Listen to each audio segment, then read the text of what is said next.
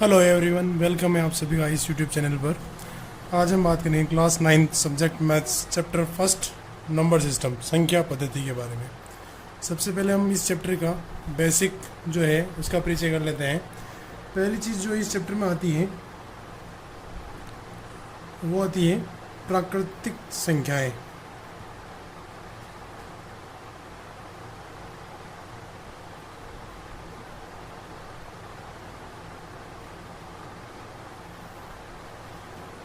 प्राकृतिक संख्याएं क्या होती है, किसे कहते हैं? इसे अंश से रिप्रेजेंट करते हैं। ये संख्याएं एक से स्टार्ट होती हैं और अनंत तक होती हैं। जो प्लस के जितने भी नंबर्स होते हैं एक से स्टार्ट होते हैं और अनंत तक होते हैं, उसे प्राकृतिक संख्या कहते हैं। यह संख्याएं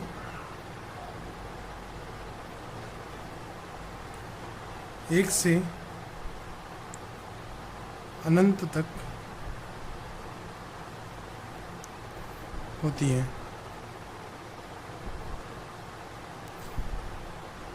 जैसे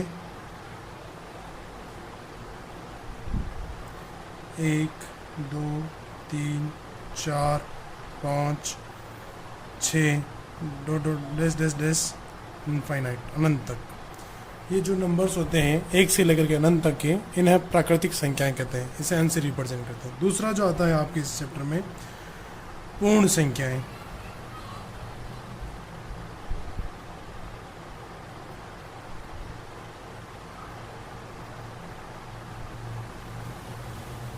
पूर्ण संख्याएं इसे W से रिप्रेजेंट करते हैं। इसे W से रिप्रेजेंट करते हैं।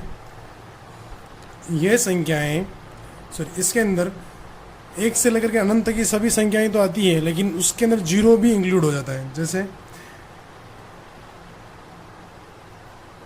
0 1 2 3 4 5 6 डैश इनफाइनाइट।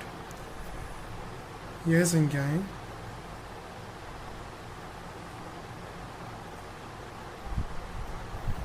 जीरो से अनंत तक होती हैं, जिसे अपन क्या कहते हैं? पूर्ण संख्या कहते हैं। जिसे अपन क्या कहते हैं? पूर्ण संख्या कहते हैं। थर्ड जो आता है आपके इसके चैप्टर के अंदर, पूर्णांक। क्या आता है? पूर्णांक, है ना।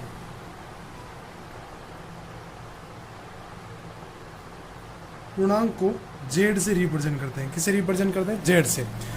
सभी पूर्ण संख्याएं तथा ऋणात्मक संख्याएं जीरो के साथ मिलकर पूर्णांक बनाती हैं। सभी पूर्ण संख्याएं, सभी पूर्ण संख्याएं तथा ऋणात्मक संख्याएं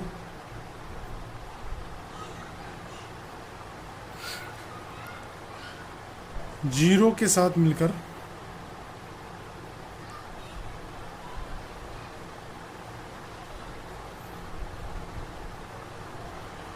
पूर्णांक बनाती है।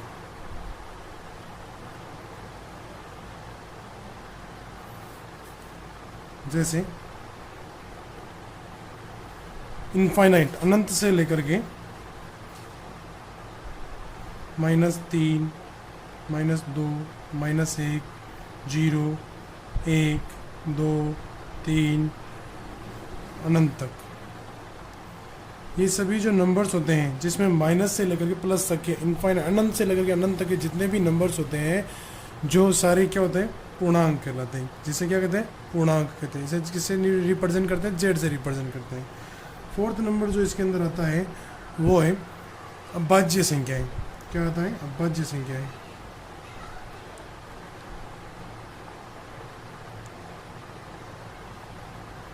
वैसे तो अभाज्य संख्याओं के बारे में सभी जानते होंगे। एक से बड़ी व प्राकृत संख्याएं जो एक या स्वयं के अलावा किसी और से विभाजित न हो, उसे क्या कहते हैं? अभाज्य संख्या कहते हैं। एक से बड़ी व प्राकृत संख्या जो एक या स्वयं के अलावा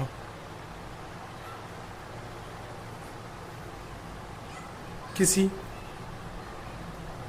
और से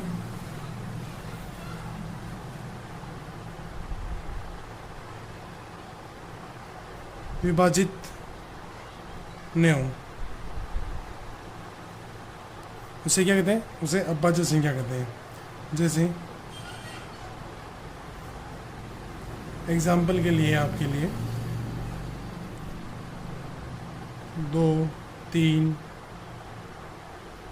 1 2 3 5 7 11 ऐसी संख्याएं जो खुद के पहाड़े के अलावा खुद के नंबर के अलावा किसी और दूसरे नंबर से डिवाइड ना हो, तथा उसमें सिर्फ या तो एक से डिवाइड होनी चाहिए या वो खुद के ही नंबर से डिवाइड होनी चाहिए, उसके अलावा किसी और दूसरे नंबर से डिवाइड नहीं होती है, उसे अभाज्य संख्या कहते हैं। नेक्स्ट तुम्हारा आता है 5वां नंबर भाज्य संख्या है।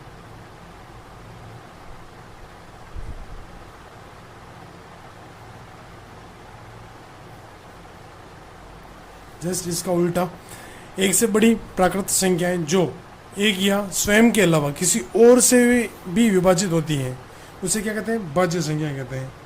एक से बड़ी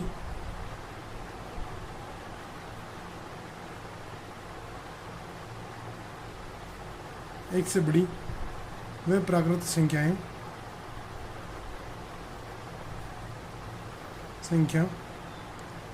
जो एक या स्वयं के अलावा किसी और से विभाजित हो जाए, उसे क्या कहते हैं? उसे उसे भाज्य संख्या कहते हैं। जैसे एग्जाम्पल के लिए आपके लिए है 2 4 6 8 10 और आगे ये कंटिन्यू चलता रहता है। 2 एक के पार्ट से भी डिवाइड होता है, 2 के पार्ट से भी होता है, ये भाज्य संख्या में भी आता है। 4 2 के पार्ट से होता है, 1 के पार्ट से डिवाइड होता है। 6 2 के पार्ट से डिवाइड होता है, 1 के पार्ट से डिवाइड होता है, 3 के पार्ट से डिवाइड होता है। 8 1 के पार्ट से डिवाइड होता है, 2 के पार्ट से डिवाइड होता है, 4 के पार्ट से डिवाइड होता है। इस तरीके से ये संख्या जो स्वयं के अलावा किसी अन्य की टेबल से, अन्य की पार्ट से भी डिवाइड हो, उसे क्या कहते हैं? भाज्य संख्याएं कहते हैं। छठा परिमेय संख्याएं।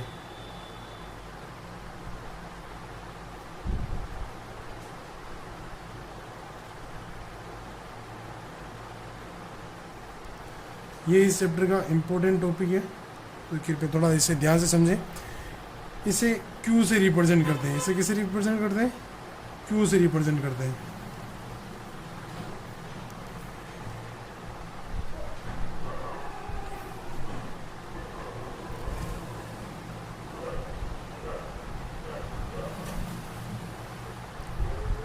इसकी डेफिनेशन देखते हैं। वह सभी संख्याएं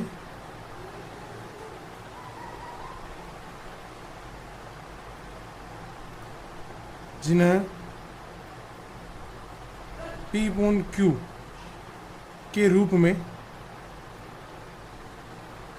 लिखा जा सकता है या हो, उसे परिमेय संख्याएं कहते हैं।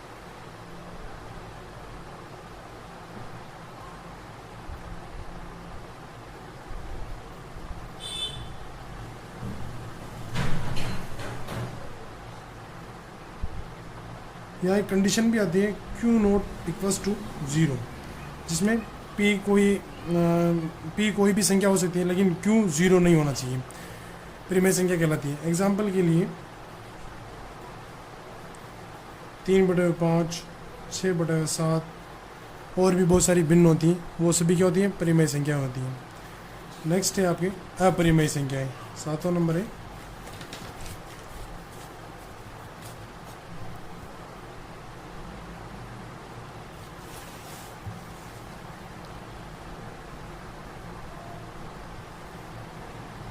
अपरिमेय संख्याएं।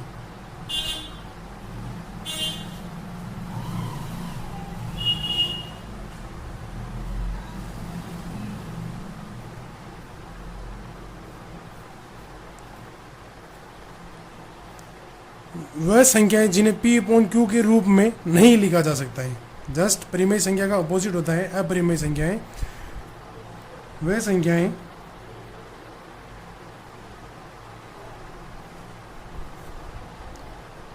जिन्हें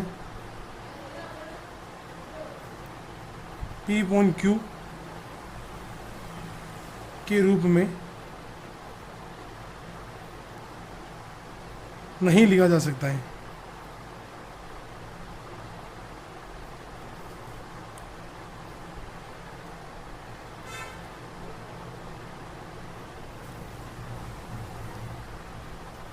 उसे अपरिमेय संख्याएं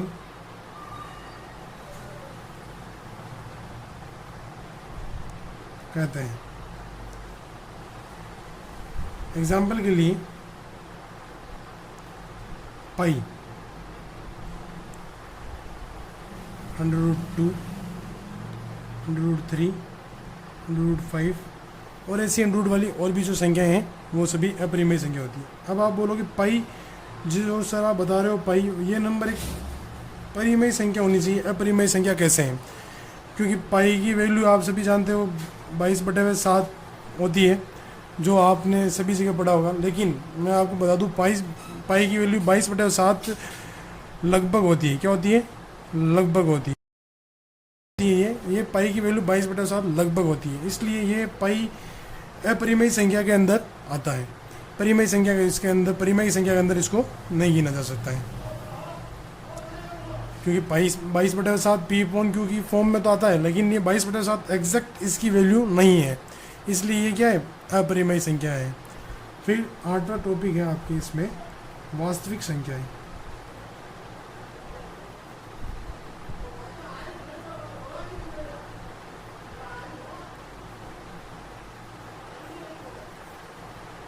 इसे R से रिप्रेजेंट करते हैं। किसे रिप्रेजेंट करते हैं? इसे R से रिप्रेजेंट करते हैं। अब सभी संख्याओं का संग्रह वास्तविक संख्या कैसे कहते हैं? जिसमें सारी संख्या आ जाती है, ऑल ओवर जितने भी नंबर्स होते हैं वो सभी इसके अंदर आ जाते हैं। तो सभी संख्याओं का संग्रह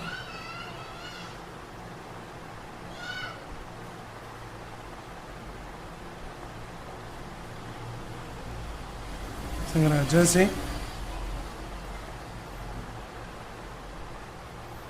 भाज्य संख्या,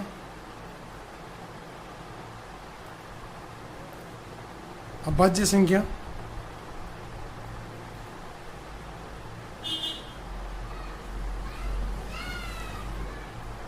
परिमेय संख्या,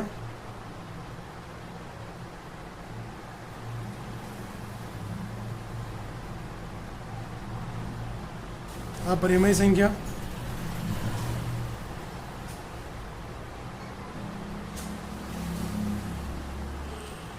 प्राकृतिक संख्या,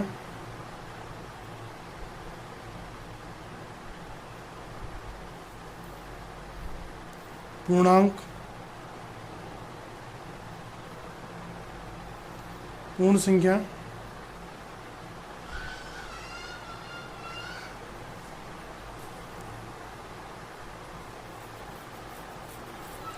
पूर्ण संख्या, इन सभी को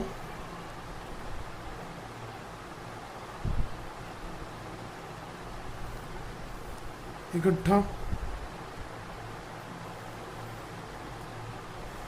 कर दिया जाए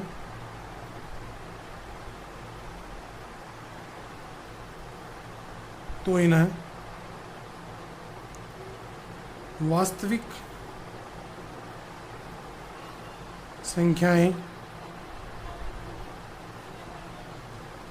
कहा जा सकता है। वास्तविक संख्याएं किसे कहते हैं?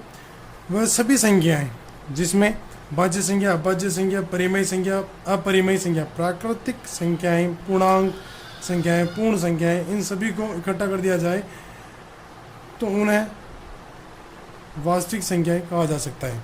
ठीक है, नेक्स्ट आगे पढ़ते हैं इस चैप्टर के में। जो आगे जो चीज़ आएगी आपके लिए वो है वास्तविक संख्याएं और उनके दशमलव प्रसार।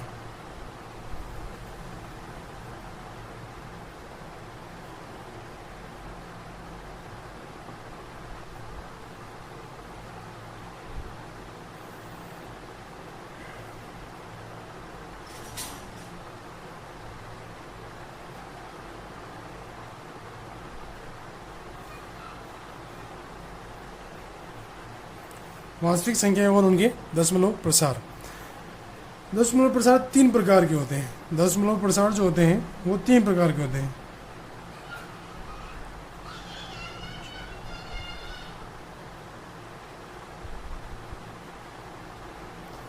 दशमलव प्रसार 3 प्रकार के होते हैं।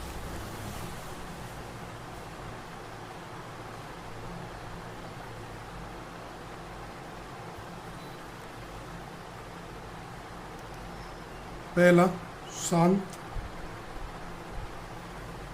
दूसरा अनुसानी आवर्ती, इसे अशांत भी कहते हैं, अशांत आवर्ती। थर्ड नंबर है अनवसानी,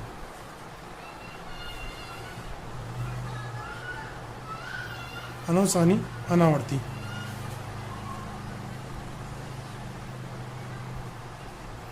इसे अशांत अनावर्ती भी कहते हैं।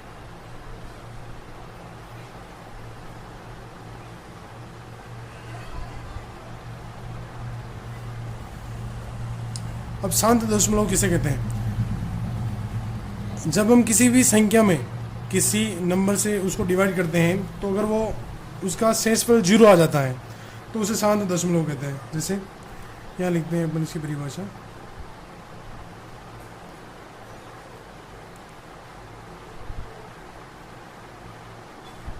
इस स्थिति में शेषफल 0 हो जाता है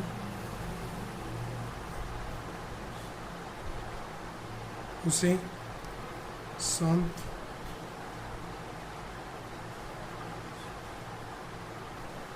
कहते हैं, शांत दशमलव कहते हैं।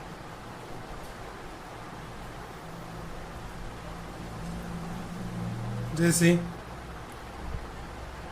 1/2, एक एग्जांपल लिया है मैंने, 1/2। अब जब आप 1 में 2 का भाग दोगे, अब ये 1 क्या है? अंश है, और 2 क्या है? हर है।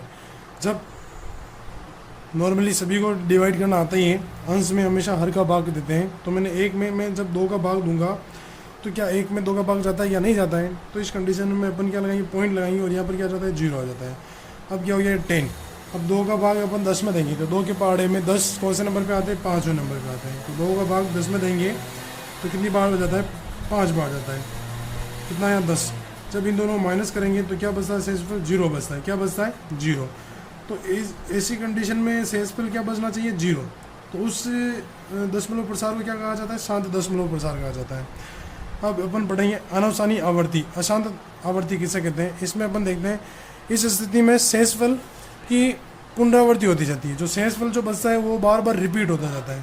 शेषफल रिपीट होता जाता है। ध्यान से सुनना बच्चों, शेषफल क्या होता जाता है? रिपीट हो जाता है। इस स्थिति में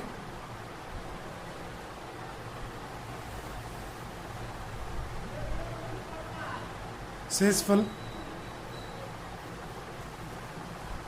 की पुनरावृत्ति होती रहती है।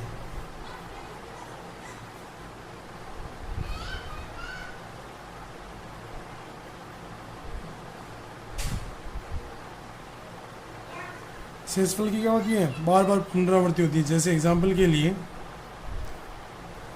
1/3। अब जब अपन 1 में 3 का भाग देंगे तो देखते हैं क्या आंसर आता है। 3 की टेबल में 1 आता ही नहीं है, तो मैंने 0 लगा के पॉइंट लगाया, पॉइंट से यहाँ पर एक 0 आ गया। अब ये हो गया 10, 10 हो गया। अब 3 का भाग 10 में देंगे तो कितनी बार जाता है? 3 बार जाता है। क्या आया? 9। जब इसको माइनस करेंगे तो बचता है वापस क्या बचा अपने पास? 1। जब वापस मैं 3 का भाग इस 1 में दूंगा, पॉइंट है 0 आ गया, कितना आया 10। अब 3 का भाग वापस 10 में देंगे तो क्या 3 बार जाता है और कितना आता है 9, यानी एक बार शेष पर आप देखोगे हर एक बार एक ही आ रहा है, क्या आ रहा है एक ही आ रहा है, तो इसका आंसर क्या हुआ 0.3। अब देखो हर बार 3 जो भागफल आता है उसमें हर एक बार में 3 3 3 3 ही रिपीट होगा, तो 3 जो संख्या बार बार रिपीट होती रहती है उसके ऊपर एक छोटी सी बार लगाया जाता है, इसे अपन कहते हैं बार। ये बार उस संख्या के ऊपर लगता है जिसकी आवर्ती या पुनरावर्ती, जिसकी आवर्ती बार बार होती है, जिसकी आवर्ती क्या होती है बार बार होती है। नेक्स्ट अपन पढ़ेंगे अनवसानी अनावर्ती। अनवसानी अनावर्ती इसे अशांत अनावर्ती भी कहते हैं। इस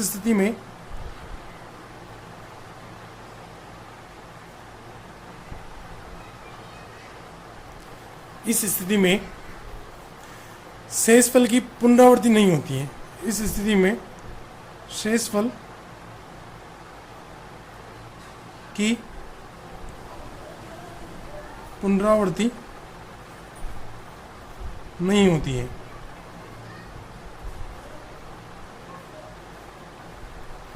यानी जो शेषफल जो बार बार आता है वो कोई ना कोई अलग नंबर आता रहेगा। इसमें अनुसानी अनावर्ती में जो शेषफल जो बचता है वो हमेशा सेम आता है। जैसे यहाँ पर 1 आ रहा है तो बार बार 1 ही आएगा, यहाँ पर भी 1 आया, यहाँ पर भी 1 आया। इसको जब आप डिवाइड को आप आगे बढ़ाओगे तो हर बार में आपके 1 ही आएगा। लेकिन अनवसानी अनावर्ती में, अशांत अनावर्ती में क्या होता है कि जो शेषफल जो होता है वो कभी भी सेम नहीं आता है, कोई ना कोई नंबर आता ही रहेगा, कोई ना कोई नंबर आता ही रहेगा। जैसे एग्जाम्पल के लिए ले लेते हैं अपन √2 पाई।